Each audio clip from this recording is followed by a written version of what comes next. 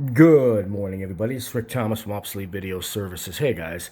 All right. I thought I'd post a video because this has been some legitimate questions I've been getting from a lot of people.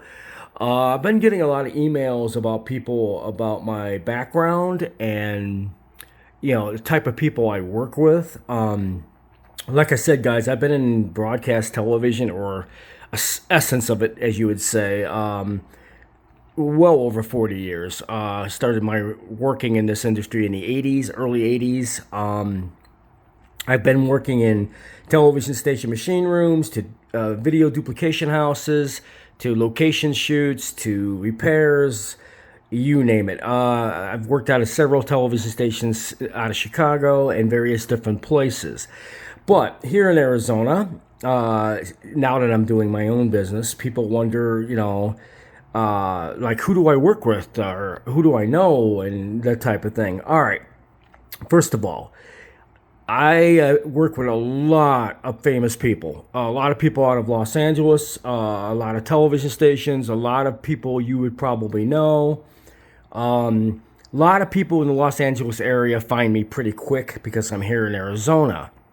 But yeah, the type of people I deal with is some celebrities. Yes, I've worked with several celebrities, and but I work with a lot of people in the industry or retirees that's been in the business that are now retired, working out of their homes, that type of thing. I work with a lot of people in the industry, especially people who've been doing this for a long time.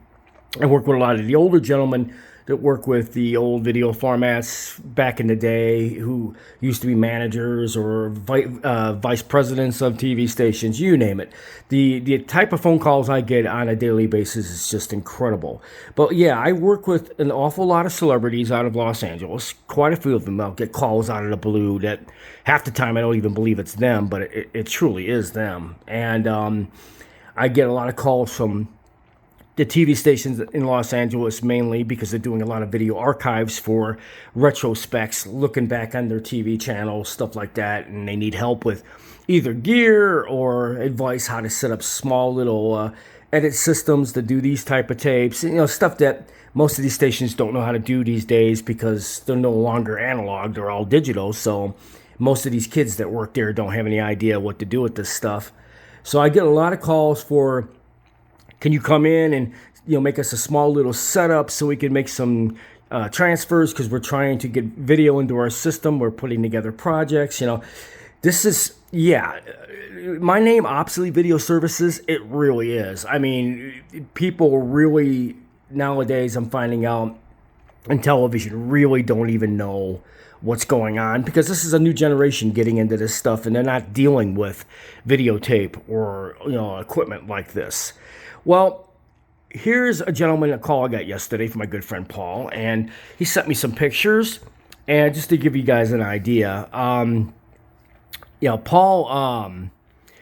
he called me up because he needed to get a repair on a 3/4 Yamatic, but he sent me some pictures of his setup. Some pretty cool pictures, actually. Well, here's the deck that he wanted to get fixed.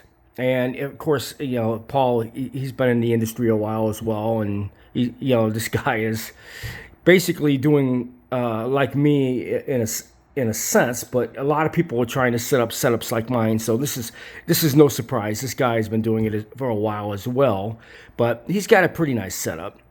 As you can see, he's got a VO 5850.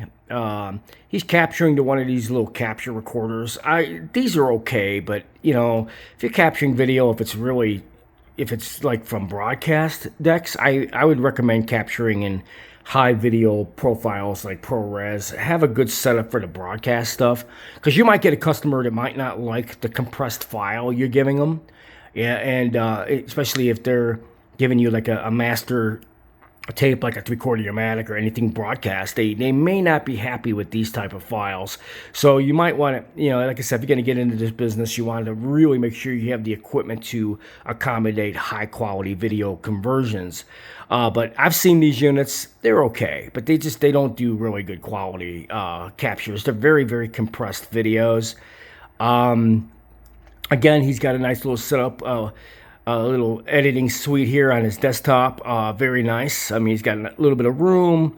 He's got 3 monitors, so he's working off of 3 different little editing. Well, he's actually doing a dual monitor edit on the left and the right. I'm not too sure what that is, but very, very nice. I think, I mean, it's just, people are doing similar things that I do, and it's nice to see pictures of people's setups, and he sent these along for me to take a look. He's showing me his wiring, how he was always tying everything. This is exactly the way you should do it.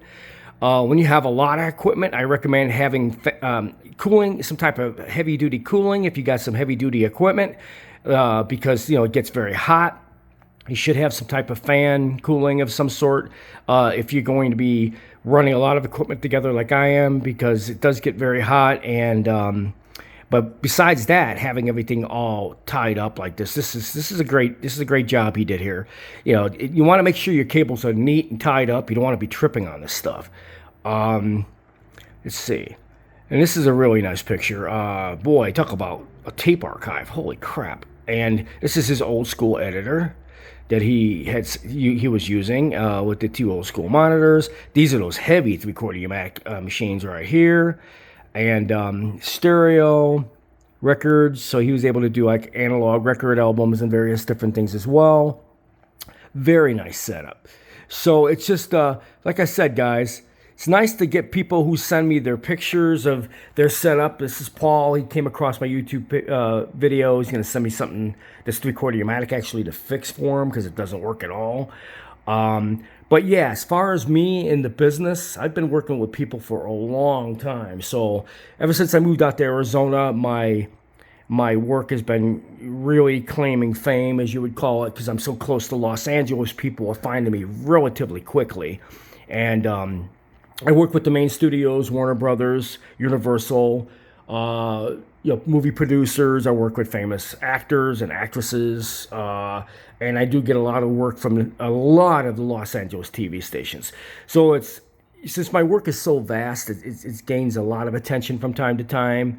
Before COVID and all the crap that's going on now.